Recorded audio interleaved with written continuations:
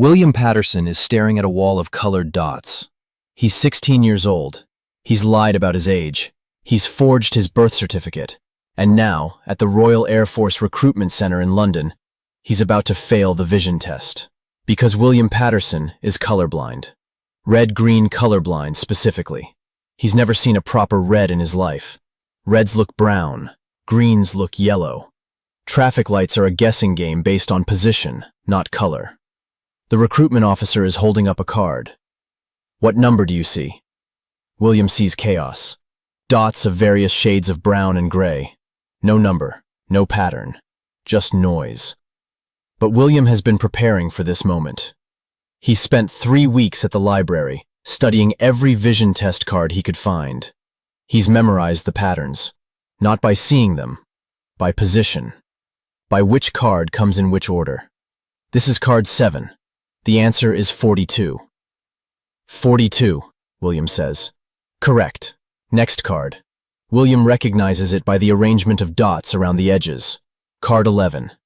Answer. 6. 6. Correct.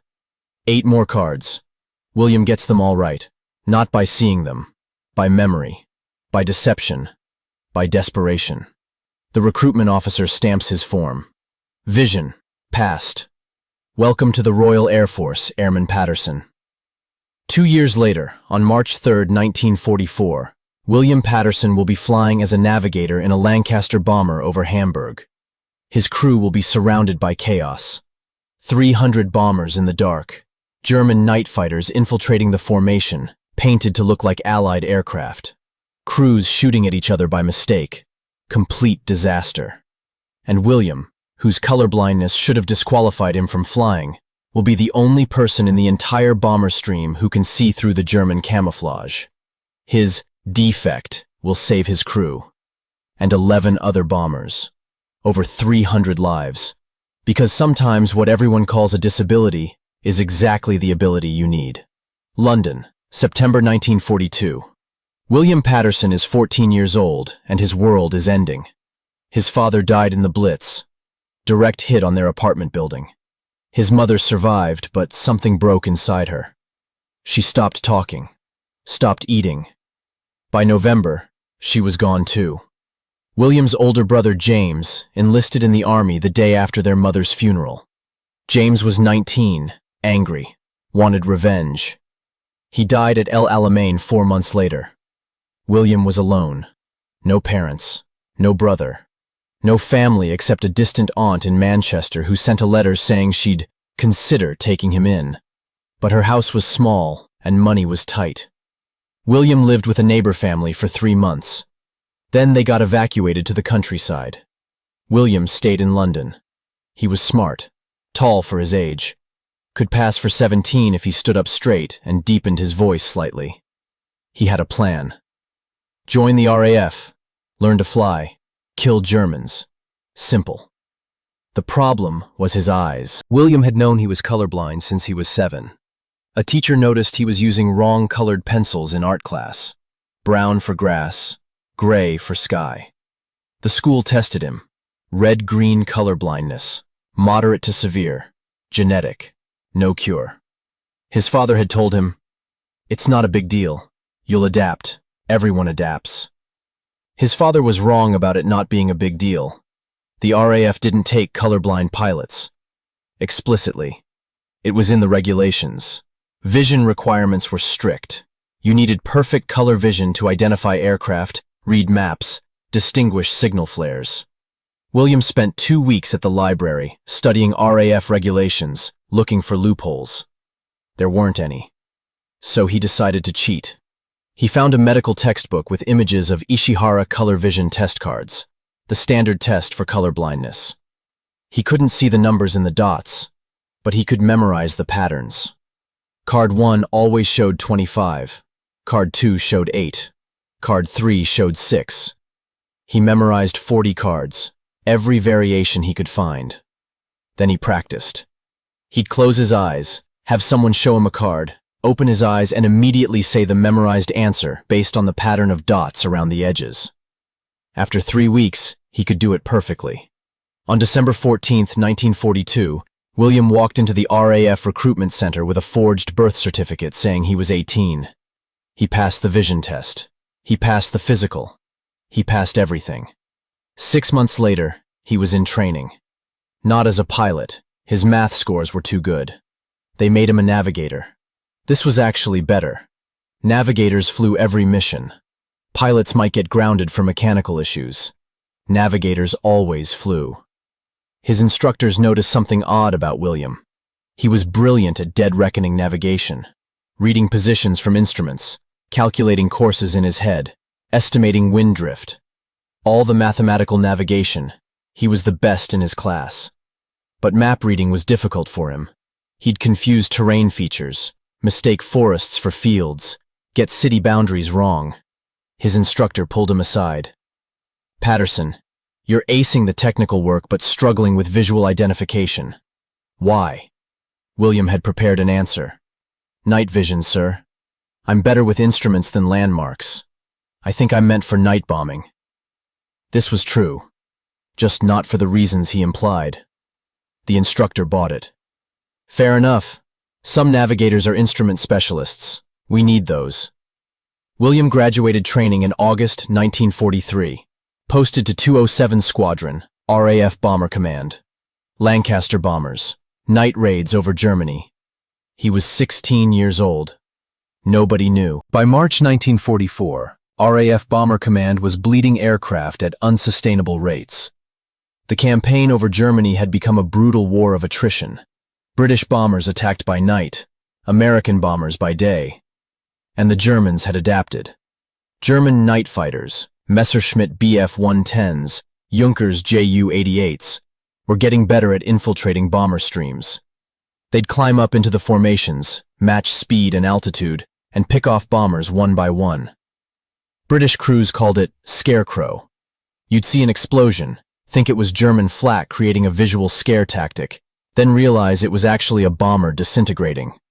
The Germans were using a new tactic that was particularly effective: camouflage. They'd paint their night fighters to resemble British bombers. Dark paint schemes, similar silhouettes. From a distance, in darkness, at altitude, they looked like Lancasters or Halifaxes. British gunners would see them and hold fire, thinking they were friendly. By the time they realized the mistake, it was too late. In February 1944 alone, 16 RAF bombers were lost to friendly fire or German fighters exploiting visual confusion. Bomber Command issued new orders. Verify all aircraft identification before engaging. Use recognition lights. Radio challenges.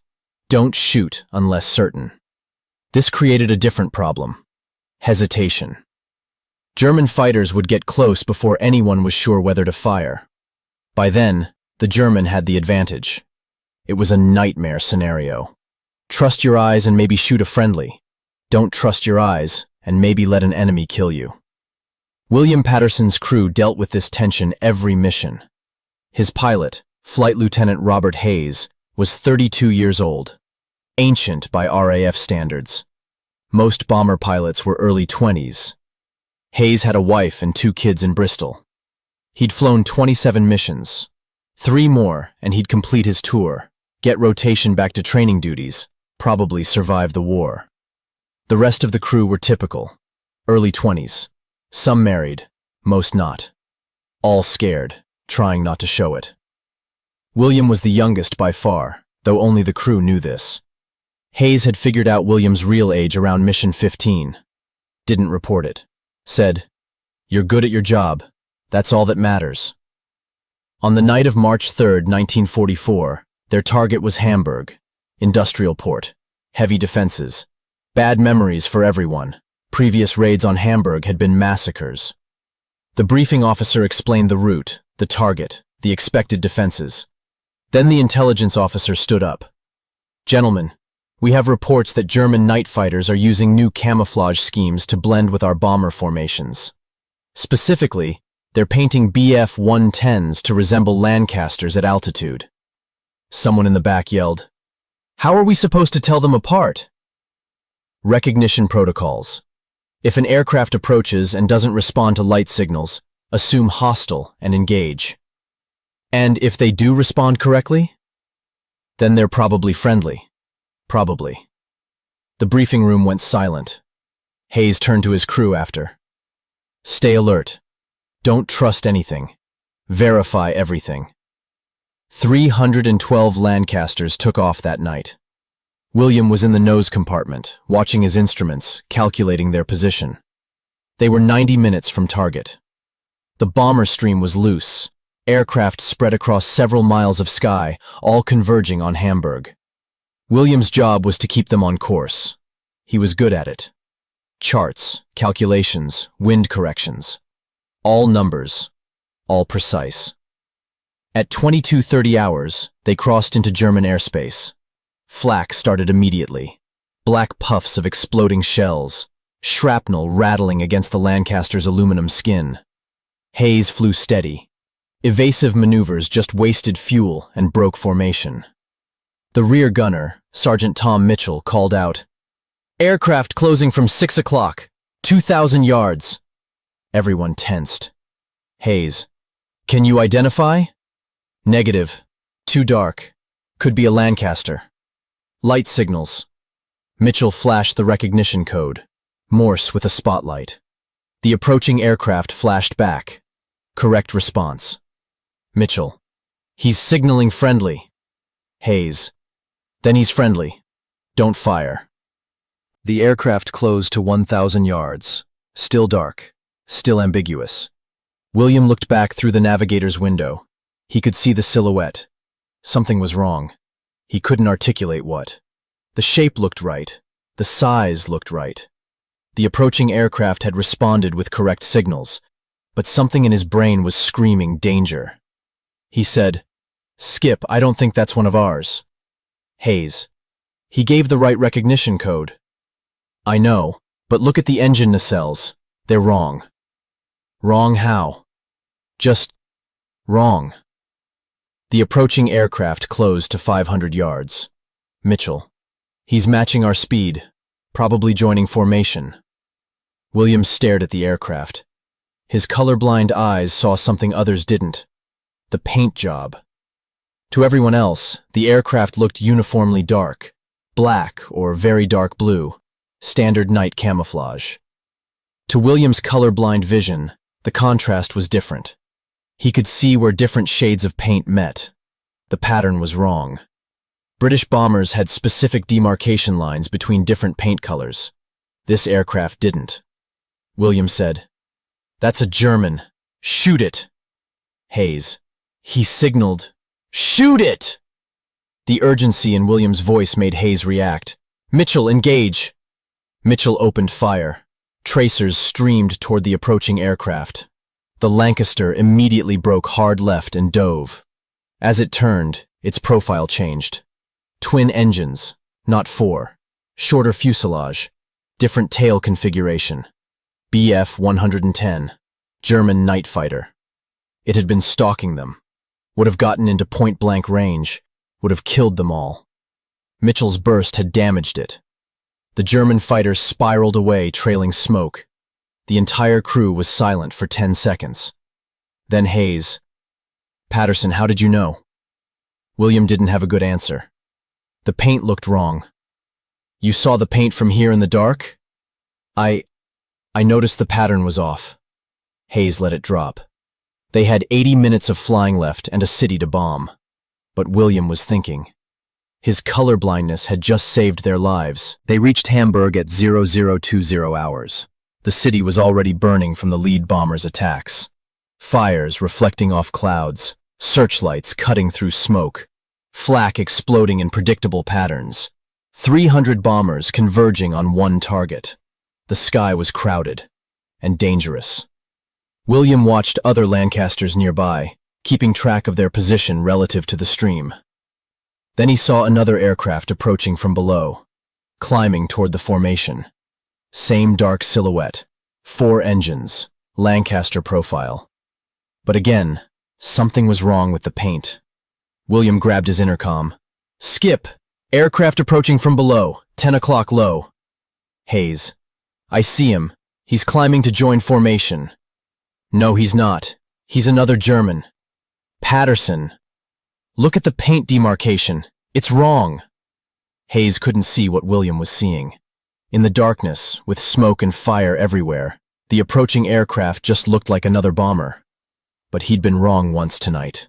He wasn't going to be wrong twice. Mitchell, track that aircraft 10 o'clock low. If he does anything except match our course, light him up. The aircraft continued climbing.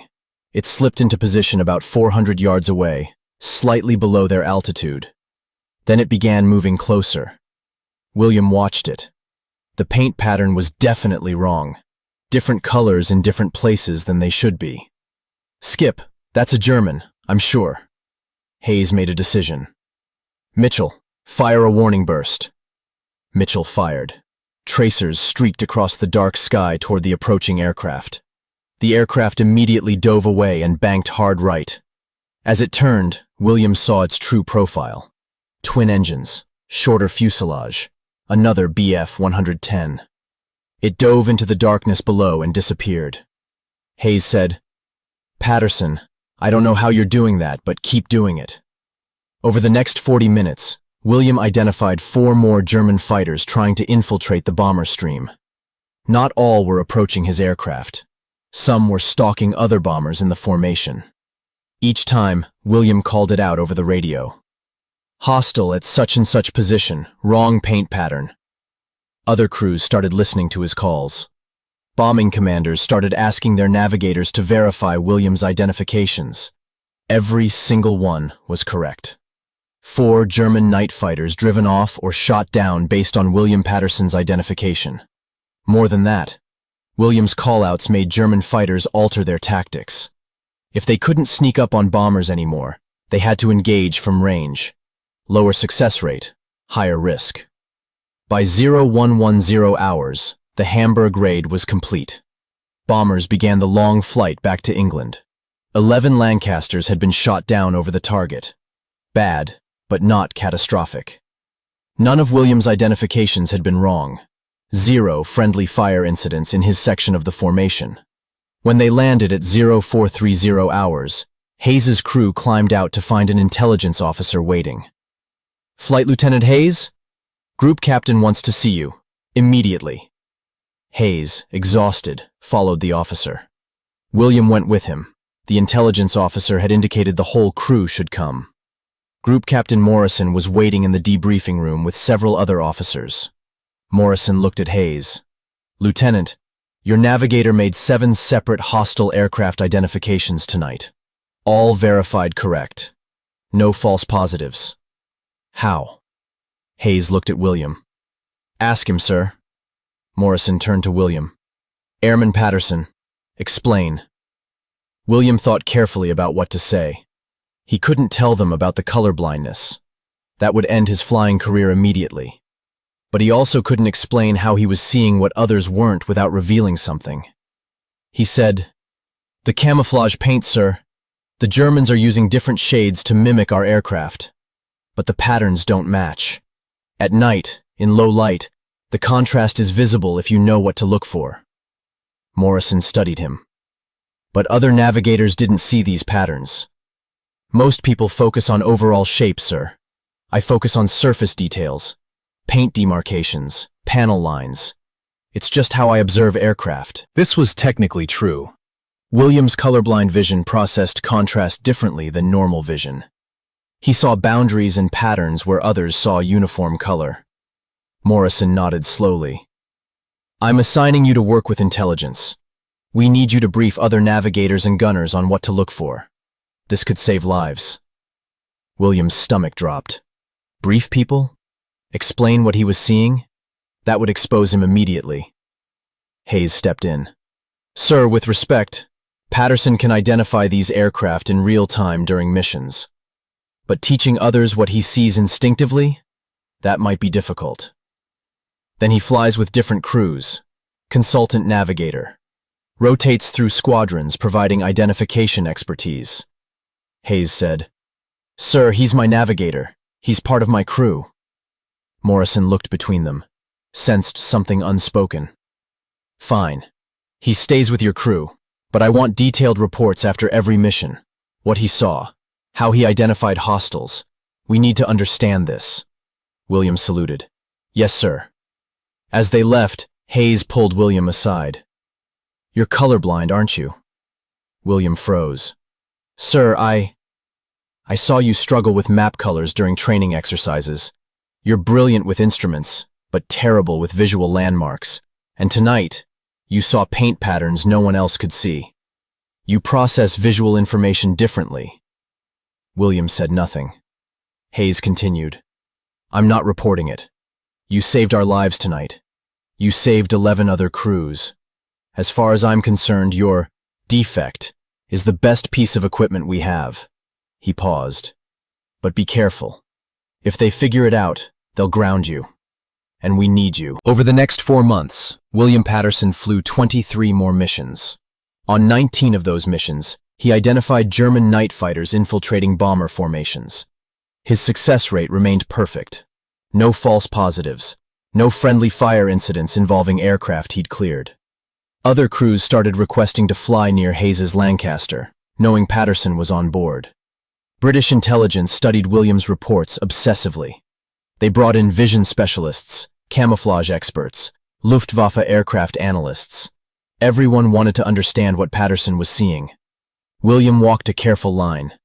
He explained paint patterns, demarcation lines, panel arrangements, all true observations. He never mentioned colorblindness. But the vision specialists got suspicious.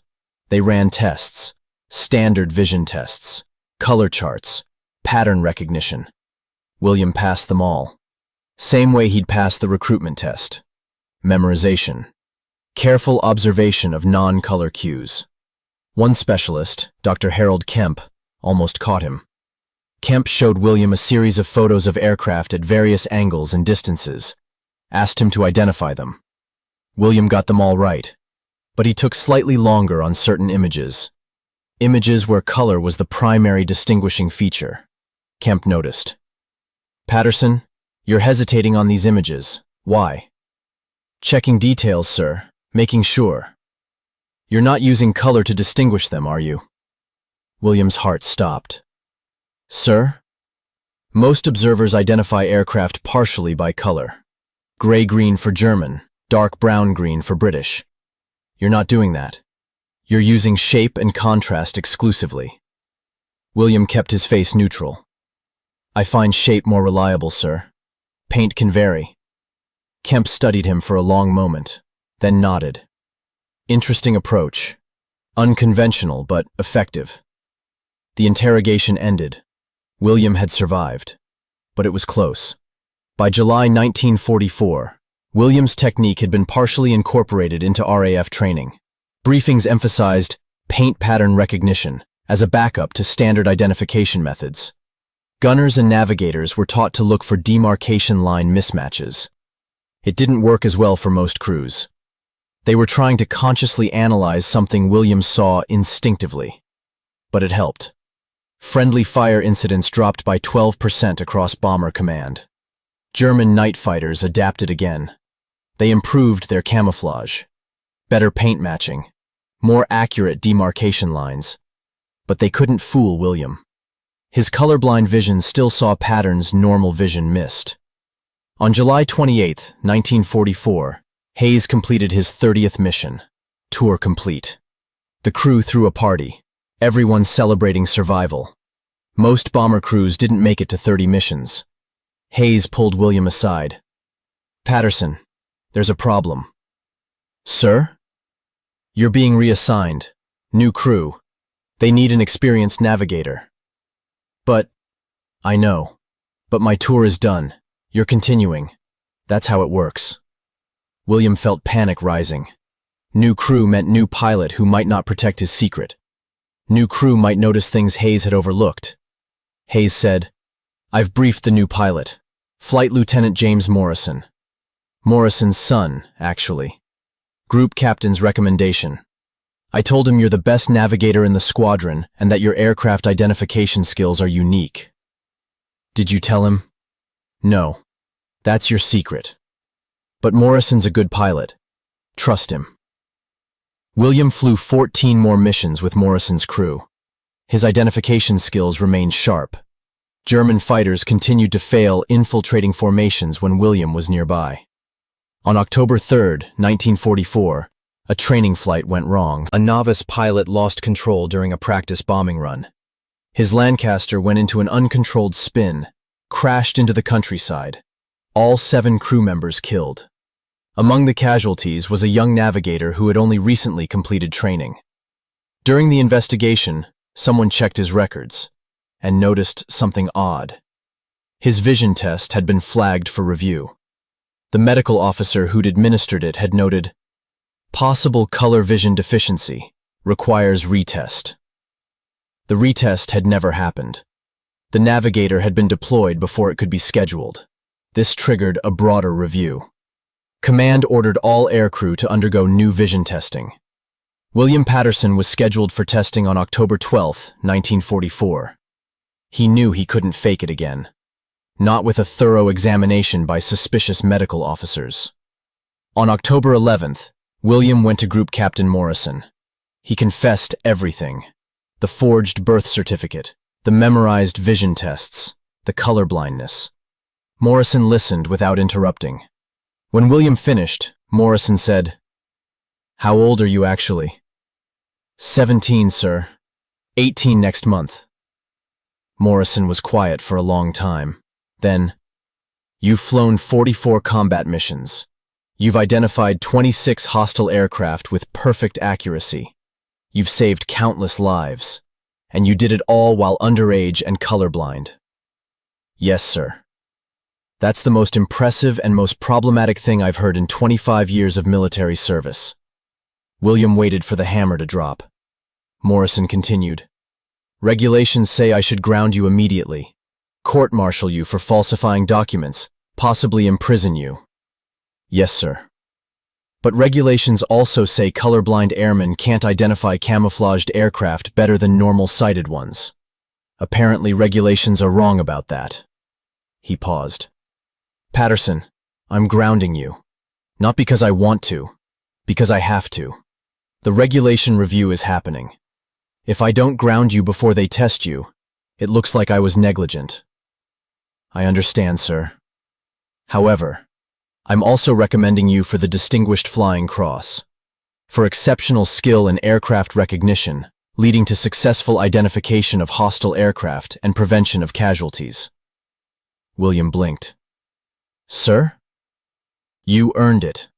The fact that you were colorblind while doing it just makes it more impressive." William Patterson was grounded on October 12, 1944. His vision test confirmed red-green colorblindness, moderate to severe. Should have disqualified him from aircrew duty. A quiet investigation followed. How had he passed the initial screening? Had he cheated? William admitted everything. Memorizing the test cards, forging his birth certificate, lying about his age. The investigators compiled their report, recommended disciplinary action. Group Captain Morrison read the report, then filed it in a locked cabinet and never submitted it for review. Instead, he transferred William to RAF intelligence as a camouflage identification specialist. William spent the final months of the war analyzing German camouflage schemes, writing recognition guides, training new crews. He couldn't fly, but he could teach others what he'd learned. In March 1945, a research team from the Ministry of Defense visited William. They wanted to understand his colorblindness, how it helped him see patterns others couldn't. The lead researcher, Dr. Elizabeth Stone, explained, "Normal color vision processes color information first, shape and contrast second. Your brain doesn't process color the same way, so it prioritizes contrast and patterns. That's why you saw the camouflage mismatches. Everyone else was distracted by color. You saw structure." She paused. "We're studying this. There are implications for surveillance, reconnaissance, aerial photography. Color blindness might be advantageous for certain visual tasks." Decades later, this would be proven correct. Military studies in the 1960s found that colorblind observers were better at spotting camouflaged positions and equipment. During Vietnam, some reconnaissance units specifically recruited colorblind personnel. William had been accidentally right. His disability was actually a specialized ability. But in 1945, it was still a disqualification. He couldn't return to flying. On May 8, 1945, VE Day, William was 18 years old. Actually 18 this time. He'd flown 44 combat missions, saved over 300 lives, received the Distinguished Flying Cross. And he'd done it all illegally. After the war, William struggled. He tried civilian life, got a job at an office, hated it. He tried applying to commercial airlines. They rejected him. Vision requirements. The colorblindness that had saved his life during the war was now keeping him grounded permanently. In 1947, he emigrated to Canada, started over, got a job as a mechanic, worked on aircraft engines, couldn't fly them, but could maintain them. In 1951, he married a woman named Claire who worked as a nurse. They had 3 kids. William never told them the full story of his war service, just said he'd been a navigator. That was true, technically.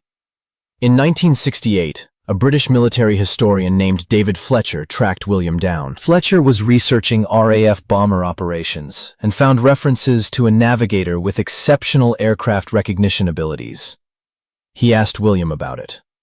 William, 51 years old by then, decided to tell the truth.